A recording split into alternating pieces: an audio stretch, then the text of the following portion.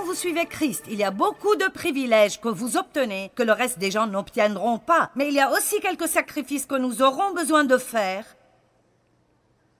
pour plaire totalement à Dieu et afin de le suivre pleinement. Jean 5, 41. J'aime vraiment ce passage. Je ne tire pas ma gloire des hommes. Je ne suis pas avide d'honneur humain. Je ne recherche pas de renommée mortelle. Là, c'est Jésus qui parle. Je veux que vous vous concentriez sur le mot avide. Je n'ai jamais vraiment vu ça jusqu'à quand j'ai médité dessus ce matin. Il n'y a rien de mal à vouloir que les gens vous aiment. C'est vraiment une émotion naturelle et normale. J'espère que vous m'aimez. Vous savez, nous voulons tous ça. Vous savez. J'espère que ce que je dis aujourd'hui vous plaît. J'espère que je ne dis rien qui vous offense. Nous voulons tous être bien-aimés, mais je n'en suis pas avide. Vous voyez, ça ne m'est pas indispensable. Il y a un temps où il me le fallait. Et quand vous êtes comme ceci, vous regardez les gens et si vous ne recevez pas leur approbation, vous commencez alors à changer ce que vous faites. Allez, vous changez votre coiffure, vous changez votre style d'habit. Combien de prédicateurs pensez-vous qu'il y a qui ne prêchent pas vraiment ce qu'ils croient que Dieu met dans leur bouche, parce qu'ils ont peur que s'ils le font, ils pourraient perdre une partie de leur congrégation. Beaucoup trop. Et ça offense Dieu quand nous nous prosternons devant la peur de l'autre au lieu de suivre Dieu. Amen. Je ne veux offenser personne, mais Jésus offensait des gens tout le temps. Ça semblait être sa spécialité, en fait. En titre de fait, c'est presque comme s'il le faisait exprès. Vous savez, je pense qu'il est venu exprès au milieu des pharisiens et a guéri un homme le jour du sabbat, juste pour les provoquer. Amen.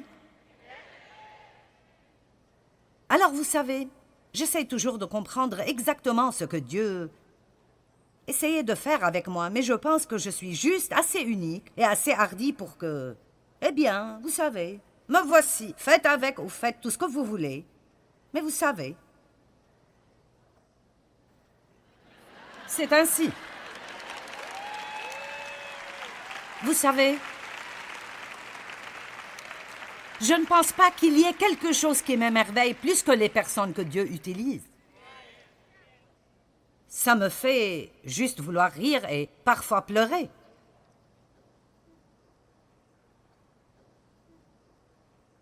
Ne laissez pas la peur vous voler votre destinée. Ne soyez pas avide d'honneur humain. J'aime la parole quand elle dit que Jésus s'est humilié lui-même, Philippiens 2, 7 à 9. N'aimez-vous pas cela? C'est comme si, juste là, au départ, il s'est occupé de cela.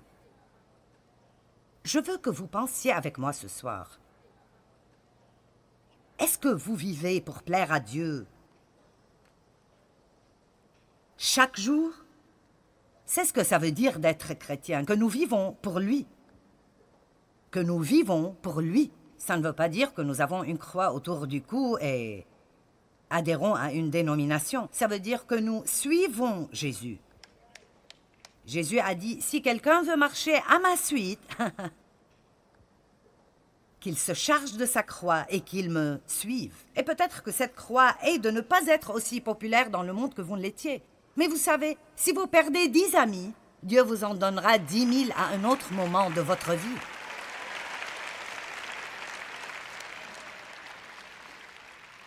Colossiens 1, 10. Ainsi vous pourrez avoir une vie et avoir une conduite digne du Seigneur et qui lui plaise à tous égards et désire lui plaire en toutes choses. Nous pouvons nous arrêter ici et faire une série à 4 parties. Désirons-nous plaire à Dieu dans toute notre conversation? Désirons-nous plaire à Dieu dans nos pensées intimes? Désirons-nous plaire à Dieu dans la façon dont nous nous vêtons?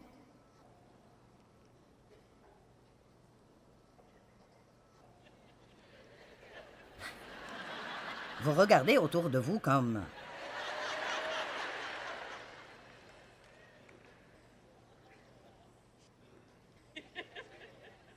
Je vais garder ceci en suspens là pendant 1 minute.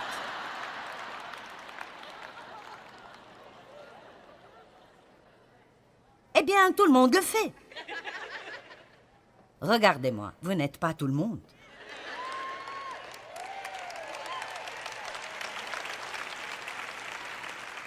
Et quand vous suivez Christ, il y a beaucoup de privilèges que vous obtenez que le reste des gens n'obtiendront pas. Mais il y a aussi quelques sacrifices que nous aurons besoin de faire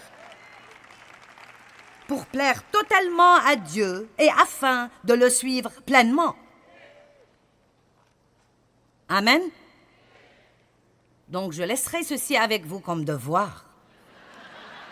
Je sais que je vous rends probablement plutôt nerveux, mais vous saviez ce que vous obtiendrez quand vous êtes venu.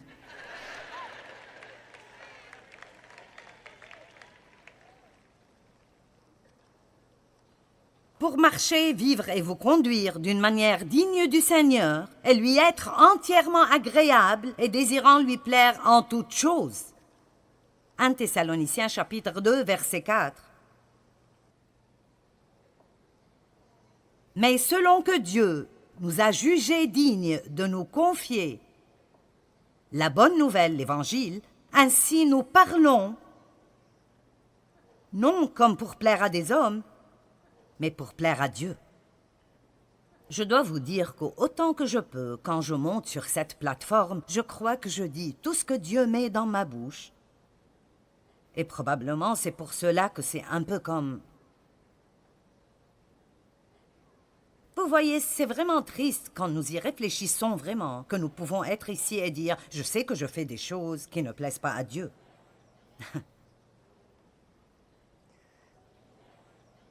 N'êtes-vous pas heureux d'être venu ce soir?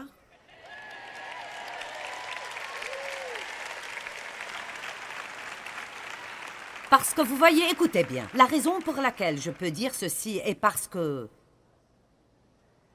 plus on plaît à Dieu, plus on est heureux. C'est comme, oui, vous pouvez abandonner quelque chose du côté charnel, mais vous aurez quelque chose du côté spirituel de votre vie. Et je crois cela. Je pense que comme on grandit spirituellement, il y a toujours un peu plus de notre chair qui doit aller sur la croix. Et c'est un processus. Nous prenons toujours des décisions. Notre chemin devient plus étroit et plus étroit et plus étroit. Et quoi que soit la raison pour laquelle Dieu vous a envoyé ici ce soir, il essaye de le rendre un peu plus étroit. Mais ce n'est pas pour prendre quelque chose de quelqu'un. C'est pour vous donner ce que vous demandez. Où est ma joie? Je ne veux plus de paix. Je sais, déjà vu, déjà fait. Je suis passé par là 1 million de fois. La peur du rejet, la peur d'être rejeté par des personnes est une chose terrible. Et pour être honnête avec vous, le rejet est très blessant. Je peux vous dire qu'il m'a été demandé d'abandonner mon église. J'ai perdu tous mes amis et même des membres de ma famille qui n'étaient pas d'accord avec notre décision de laisser la dénomination à laquelle nous appartenions. Ils n'étaient juste pas d'accord. Vous savez, j'aurais aimé rester, mais ils m'ont fait partir. Alors, ce n'était pas comme partir, c'était plutôt pars ou tais-toi, et se taire n'était pas une option pour moi, alors... Et je n'ai probablement pas utilisé le plus de sagesse dans le monde. Vous savez, parfois, quand le feu de Dieu vous frappe, vous n'agissez pas comme le plus malin de la bande. Mais je pense que Dieu préfère un petit feu sauvage plutôt que pas de feu. Et alors, vous savez, ça a pris un moment, mais je me suis redressée et je regarde en arrière et je pense, je n'aurais probablement pas dû dire cela ou cela. Mais mon cœur était juste et certainement, ça ne valait pas que tout le monde me rejette comme ça. Mais je peux me tenir debout ici et vous dire, eh bien, j'ai perdu mon ami. Mais ça faisait mal. Je veux dire, c'était extrêmement douloureux. Le rejet fait mal. Et je regarde en arrière maintenant. je dois honnêtement dire que je ne sais vraiment pas comment je l'ai fait, parce qu'alors je m'occupais beaucoup de ce que les gens pensaient de moi. Ça devait être uniquement par la grâce de Dieu que j'ai été capable de faire cela. Mais je me souviens que je me suis mise à genoux sur le sol de ma cuisine et je venais d'écouter un enseignement à propos de la justice et je n'avais jamais rien entendu de pareil. Je suis juste. Tout ce que j'entendais était que j'étais un pécheur horrible, misérable et pourri. Je suis juste devant Dieu. Je ne suis pas en faute devant Dieu. Alors j'ai écouté un enseignement sur la justice et honnêtement, ma tête ne l'a même pas vraiment compris. C'était 2 Corinthiens 5, 21. Celui qui n'a point connu le péché, il l'a fait devenir péché afin que nous devenions en lui justice de Dieu. Ce n'est pas comme si j'étais juste à cause de mes propres actions. Nous faisons de mauvaises choses tout le temps. Mais nous avons obtenu la justice de Dieu. Et la Bible dit que nous devons la porter comme une robe. Alors, si vous allez la porter, vous devez la déclarer et vous devez savoir qui vous êtes en Christ. Et c'est en Christ. Ce n'est pas en nous, mais c'est en Christ. Mais j'avais écouté cet enseignement et waouh, quelque chose arrivait en moi. Ma tête ne le comprenait même pas, mais quelque chose arrivait en moi. Maintenant, j'avais toutes ces menaces de perte. Et j'avais une décision à prendre. J'avais une décision à prendre. Et je ne sais pas si quelqu'un regarde à la télé ou quelqu'un ici, mais vous savez que Dieu essaye de faire quelque chose dans votre vie. Vous savez que Dieu a un appel pour votre vie. Peut-être que vous savez que Dieu vous demande d'agir et de faire quelque chose que vous savez que personne ne comprendra. Vous n'êtes même pas à 100% sûr que vous entendez du Seigneur, mais il semble qu'il ne vous laissera pas seul. Et nous parlerons beaucoup plus à propos de la peur de commettre des erreurs. Laissez-moi vous dire, si vous n'êtes jamais prêts à prendre des risques, vous ne serez jamais mature spirituellement.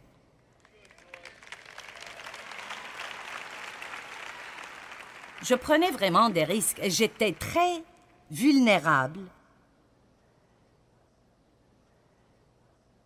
Et je parle de quand j'ai pris cette décision, mais vraiment, c'était Dave et moi ensemble. Et Dave ne se préoccupait pas vraiment beaucoup de ce que les gens pensent, et je ne veux pas dire cela d'une mauvaise façon. Il ne le fait pas, il dit « ce qu'il pense n'est pas ma responsabilité ». J'aurais aimé avoir cela, mais j'ai dû souffrir à travers cela avec Jésus, probablement pour pouvoir vous enseigner. C'est de votre faute, c'est pas la mienne. Mais j'essaie juste de vous montrer que c'était difficile pour moi de ne pas juste dire « OK, je ne dirai rien. Oui, bien sûr, je comprends. Je ne veux pas faire d'honte, je ne dirai rien. » Mais je suis passée par le milieu. Et maintenant, je profite de la fin. Amen. J'aime toute cette idée de traverser le milieu. Il y a tellement de beaux versets dans la parole de Dieu, tellement de choses magnifiques. Le diable utilise le rejet dans chaque endroit de progrès de votre vie pour essayer de vous arrêter de faire le pas suivant. Combien d'entre vous sentent qu'il y a un pas suivant qui arrive pour vous? Eh bien, j'espère que ce que vous entendez ce soir, la parole de Dieu que vous écoutez, vous aide à prendre une décision de vivre courageusement et aller et sortir et découvrir. Et je ne suggère pas du tout de faire des choses sottes ou des choses stupides ou des choses folles. Vous savez, si 20 personnes spirituellement matures vous disent que vous faites une erreur, vous feriez mieux de reculer et de prier un peu plus. Mais si c'est juste un tas de personnes qui ne suivent pas Dieu de toute façon, et vous savez, je veux dire, vous devez regarder la source d'où votre opposition vient. Je ne dis pas que vous devez être rebelle et que vous ne devez jamais écouter personne, mais il n'y a rien de pire que d'essayer de vivre la vie que vous pensez que quelqu'un d'autre veut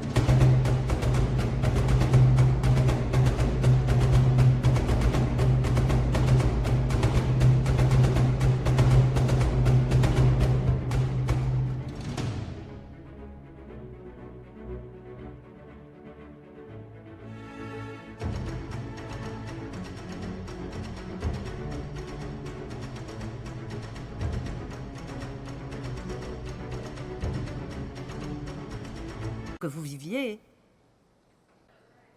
D'essayer d'être comme ils veulent que vous soyez, et comme ils veulent que vous soyez, et comme ils veulent que vous soyez. Et assez tôt, vous vous perdrez vous-même. Vous ne savez même pas ce que vous êtes supposé être.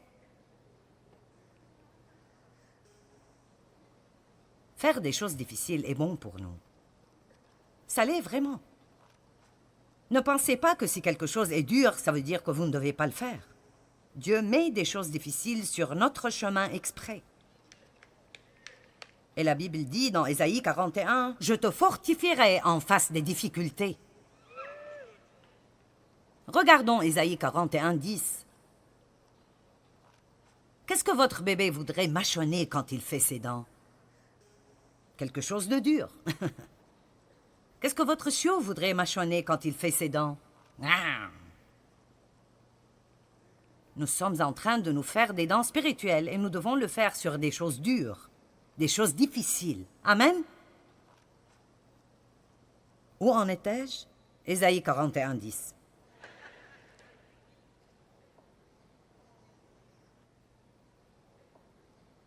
C'est un verset vraiment extraordinaire. Ne crains rien, il n'y a rien à craindre,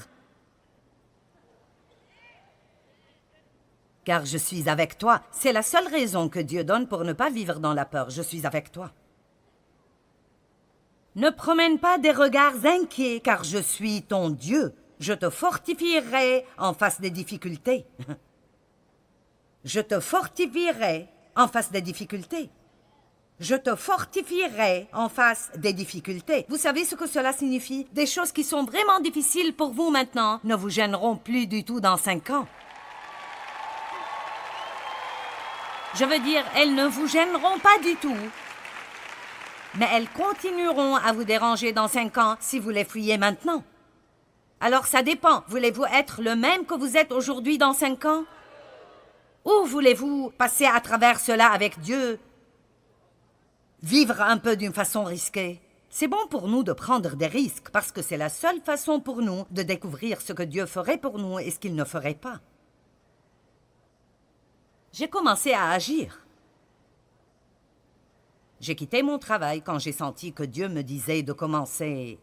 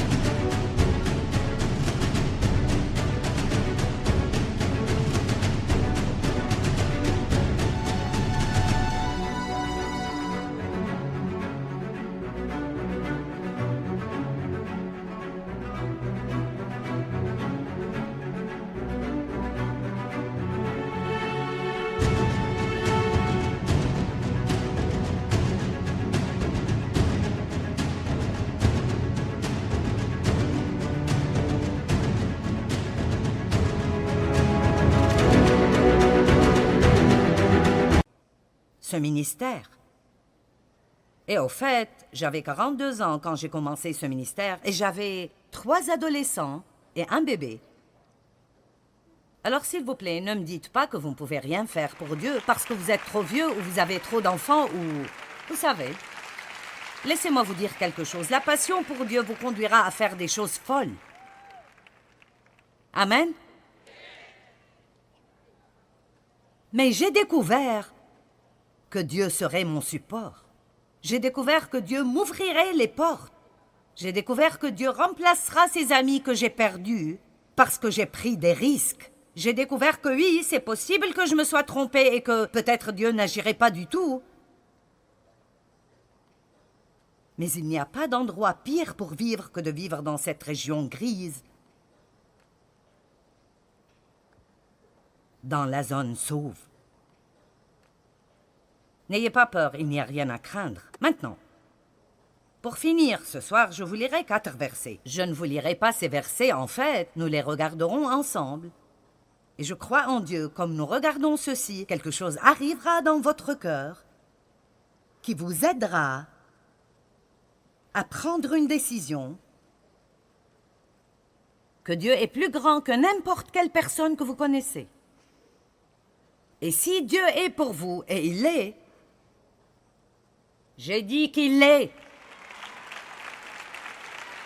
Oui, je vous parle. Oui, même toi, un pécheur, Dieu est avec toi. Pour être honnête avec vous, même les personnes qui ne sont pas engagées avec Dieu, Dieu est avec vous. Il vous appelle ce soir, il vous courtise ce soir. Dieu est avec vous.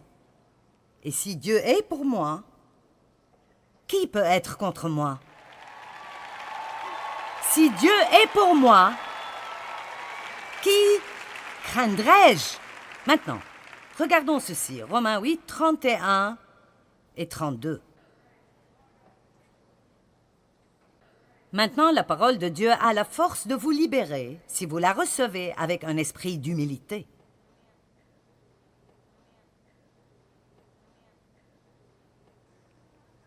Que dirons-nous donc à l'égard de ces choses? Si Dieu est pour nous, qui sera contre nous? Qui peut être notre ennemi si Dieu est de notre côté?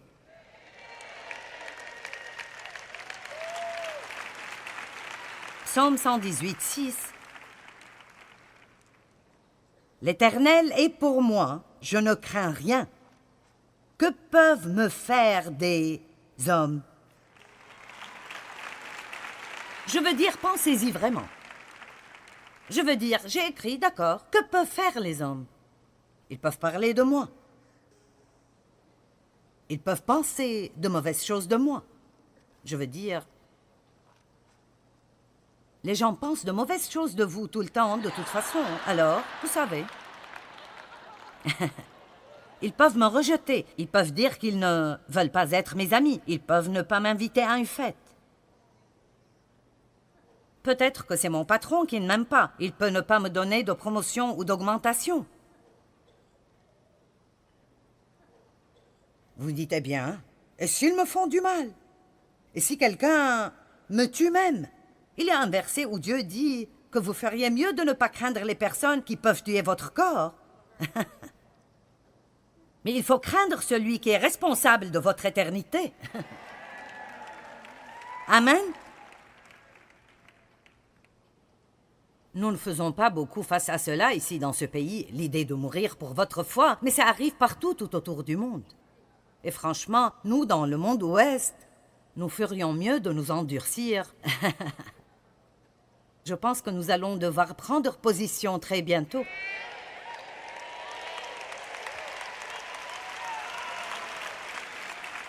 Et nous perdrons peut-être quelques avantages.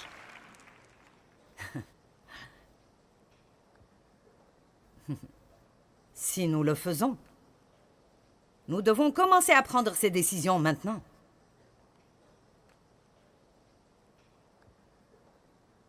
Psaume 27, 1. L'Éternel est ma lumière et mon salut. De qui aurais-je donc crainte? Le Seigneur est mon refuge et le soutien de ma vie. De qui aurais-je donc peur? Si je ne vous ai pas encore poussé à bout, voici le dernier. Hébreux 13:6. Nous sommes réconfortés et nous sommes encouragés, et c'est donc avec assurance que nous pouvons dire « Le Seigneur est mon aide, je ne serai pas alarmé, je n'aurai pas de crainte, ni de peur, ni de terreur. Que peut me faire un homme ?» Amen. Donnez au Seigneur un cri de louange ce soir. Alléluia! Merci Seigneur parce que tu nous remplis de courage. Amen. Très bien. Je prie pour vous tous au nom de Jésus, pour que quoi que vous ayez à confronter, vous trouviez le courage et la force en Dieu de le faire au bon moment et de la bonne façon, que vous commenciez à vivre votre vie ordonnée par Dieu, et non seulement une version imitée et fausse, pour que les gens restent contents. Au nom de Jésus. Amen. Vivez-vous pour plaire à Dieu chaque jour? Le suivez-vous à lui ou d'autres personnes? Vous savez, je crois fermement que plus nous vivons pour plaire à Dieu, plus nous serons heureux. Mais pour vivre d'une façon qui plaît à Dieu, vous devez être une personne plutôt courageuse, parce que Dieu vous dira peut-être de faire des choses qui sont gênantes pour vous. Il vous donnera peut-être de nouvelles opportunités, et pour prendre ces opportunités, vous devrez peut-être prendre des risques parfois. Et vous savez, spécialement quand on parle de ne pas laisser les gens guider et contrôler nos vies, parfois il faut que nous soyons prêts à les confronter ou à refuser les choses qu'ils veulent que nous fassions.